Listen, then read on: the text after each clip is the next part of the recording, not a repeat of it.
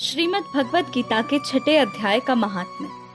श्री भगवान कहते हैं, सुमुखी, अब मैं छठे अध्याय का महात्म्य बतलाता हूँ, जिसे सुनने वाले मनुष्यों के लिए मुक्ति करतलगत हो जाती है।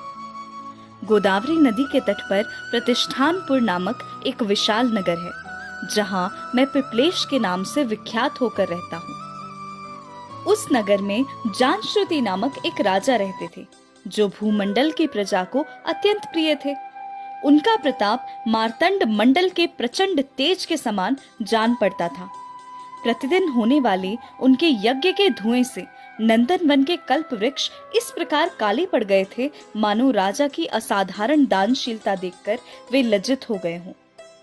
उनके यज्ञ में प्राप्त पुरोडाश के रसास्वादन में सदा आसक्त होने के कारण देवता लोग कभी प्रतिष्ठानपुर को छोड़कर बाहर नहीं जाते थे। उनके दान के समय छोड़े हुए जल की धारा प्रताप रूपी तेज और यज्ञ के धूमों से पुष्ट होकर मेघ ठीक समय पर वर्षा करते थे। उस राजा के शासन काल में ईतियों अर्थात खेती में होने वाले 6 प्रकार के उपद्रवों के लिए कहीं थोड़ा भी स्थान नहीं मिलता था और अच्छी नीतियों का सर्वत्र प्रसार होता था। वे बावली, कुएं और पोखरे खुदवाने के बहाने मानो प्रतिदिन पृथ्वी के भीतर की निधियों का अवलोकन करते थे। एक समय राजा के दान, तप, यज्ञ और प्रजा पालन से संतुष्ट होकर स्वर्ग के देवता उन्हें वर देने के लिए आए। वे कमल नाल के समान उज्जवल हंसों का रूप धारण करके अपने पांखें हिलाते हुए आकाश मार्ग से चलने लगे। बड़ी उतावली के साथ उड़ते हुए वे सभी हंस परस्पर बातचीत भी करते जाते थे। उनमें से भद्राश्व आदि 2-3 हंस वेग से उड़कर आगे निकल गए।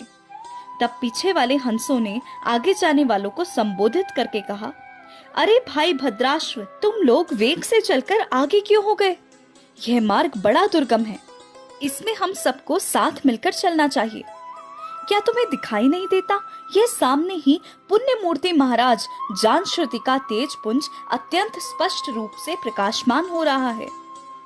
उस तेज से भस्म होने की आशंका है, अतः सावधान होकर चलना चाहिए।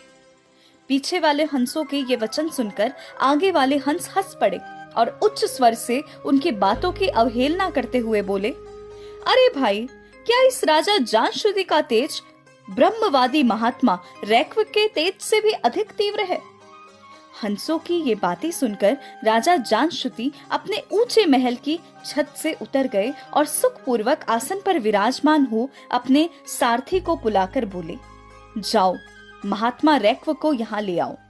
राजा का ये अमृत समान वचन सुनकर मह नामक सारथी प्रसन्नता प्रकट करता हुआ नगर से बाहर निकला। सबसे पहले उसने मुक्तिदायिनी काशीपुरी की यात्रा की, जहां जगत के स्वामी भगवान विश्वनाथ मनुष्यों को उपदेश दिया करते थे। उसके बाद वह गया क्षेत्र में पहुंचा, जहां प्रफुल्ल नेत्रों वाले भगवान गदाधर संपूर्ण लोकों का उद्धार करने के लिए निवास करते थे। तदंतर नाना तीर्थों में भ्रमण करता हुआ सारथी पापनाशिनी मथुरापुरी में गया। यह भगवान कृष्ण का आदि स्थान है, जो परम महान एवं मोक्ष प्रदान करने वाला है। वेद और शास्त्रों में वह तीर्थ त्रिभुवन पति भगवान गोविंद के अवतार स्थान के नाम से प्रसिद्ध है।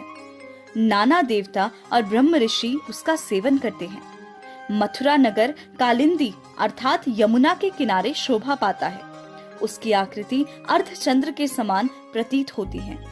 वह सब तीर्थों के निवास से परिपूर्ण है।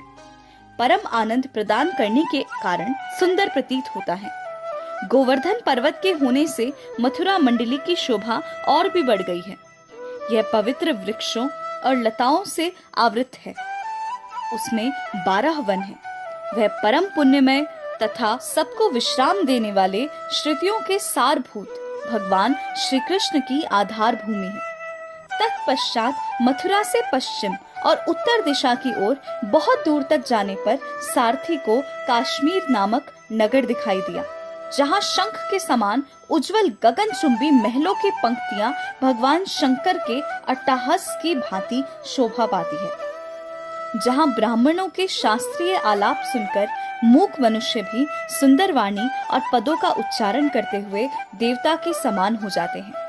जहाँ निरंतर होने वाले यज्ञ धूम से व्याप्त होने के कारण आकाश मंडल मेघों से धुलते रहने पर भी अपनी कालिमा नहीं छोड़ता, जहाँ उपाध्याय के पास आकर छात्र जन्मकालीन अभ्यास से ही परिपूर्ण कलाएं स्वतः पढ़ लेते हैं, तथा जहाँ माणिकेश्वर नाम से प्रसिद्ध भगवान चंद्रशेखर देहधारियों को वरदान देने के लिए नित्य निवास करते हैं।